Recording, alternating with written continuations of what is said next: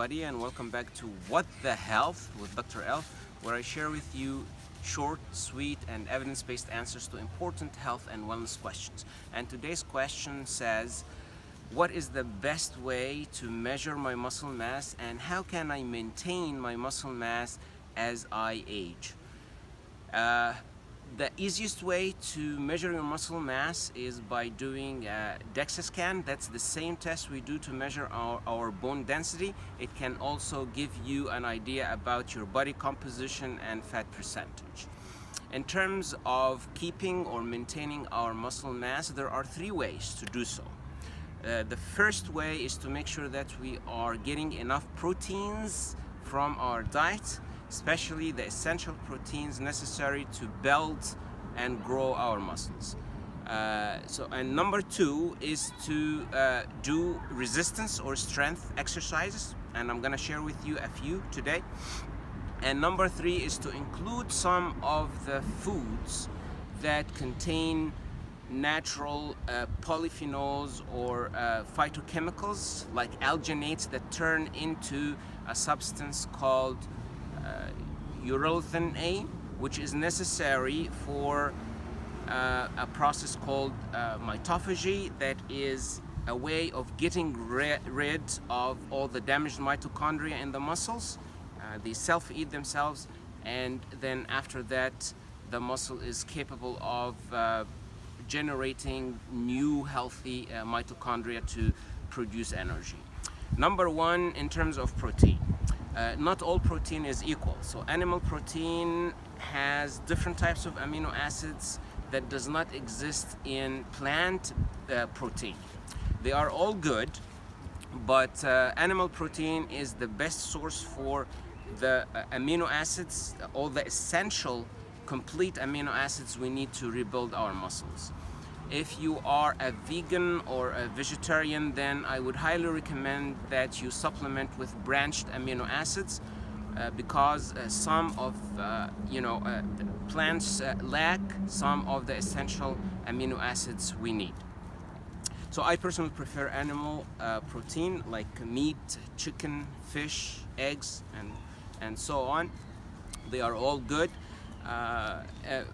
Because they give me all the necessary essential amino acids, plus the bioavailability of B12, vitamin B12, zinc, and other valuable minerals.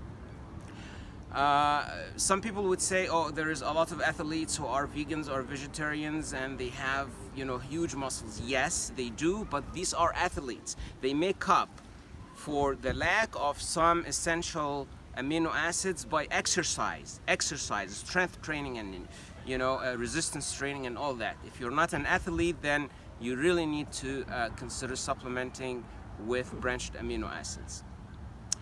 Number two is exercise, and a lot of people hate resistance exercise, hate going to the gym. Unless you're a bodybuilder, you don't really have to go to the gym. Oftentimes I don't have time to go to the gym. I don't go to the gym every day, but I do a few exercises at least every other day to help me maintain my muscle mass. The three exercises I love are push-ups, like this. I just go like this and go, like this. Do whatever I can. Push-ups. If you cannot do floor push-ups, you can do wall push-ups. You can put your hands on a wall and just go like this, then progress into table push-ups. You can put your hands on a table and start doing push-ups. The other exercise is planks, and what I do, I put my hands like this and I keep this position for as long as I can, a minute and a half, 2 minutes. You can start with a few seconds. You can start with as little as 5 seconds, 10 seconds, 15 seconds, and build your way up. The third exercise is squats, and what I do, I put my feet apart like this, more than shoulders width, and I bend my knees as deep as I can, raising my hands up, and as I come up, I push my arms back, keeping my head up. I do this as many times as I can. You can start with, it doesn't have to be 10 to 12 repetitions. You can start with 6 repetitions, build your way up. 10 to 12 repetitions is just a guide. you know, and later on, as you develop more strength, you really need to keep pushing yourself. For those who are interested in bodybuilding, I will make a separate episode to share with them some of the secrets as to how to build up your muscle strength, your muscle volume, your muscle power, and all that. But you know, this will be a separate episode. What I'm sharing, the exercise I just showed you today, just for normal people like myself and people who are trying to keep their muscle mass. And number 3, including some of the food that contains these phytochemicals that help the body to produce urolithin A. Urolithin A is a metabolite that helps the mitochondria, the damaged mitochondria, to eat itself. Okay, then later on, the muscle is able to produce new mitochondria, new healthy mitochondria. Some of the food includes pomegranate, includes nuts, includes raspberry and different types of berries, which is really easy to include in our diet.